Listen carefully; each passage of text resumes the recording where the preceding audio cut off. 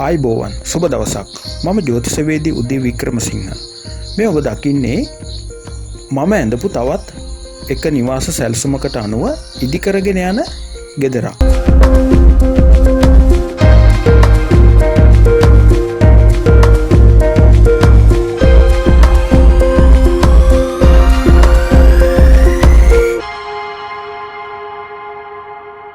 මේ ගෙදර වැඩ කටයුතු කරන අතරතුරේ මම ගියා නැවත එහි වාස්තු දෝෂ පරීක්ෂා කරන්න.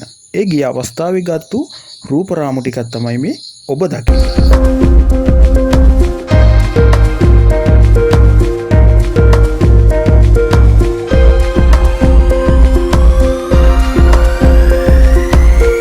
ඉතින් මේ ගෙදර පිහිටලා තියෙන්නේ කිරිඳිවැල.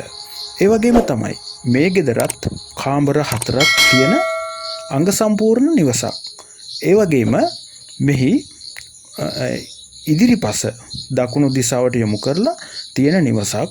ඉතින් ඒ වගේම ඔබේ නිවසත් ඔබේ ලංකාවේ කොතනක ඔබේ ඉඩම ලෑන් එක එහෙම නැත්නම් ඉඩම තිබුණත් ඒ ඕනම තැනකට එනවා ඔබේ නිවසට සැලස්මක් ඇඳලා දෙන්න.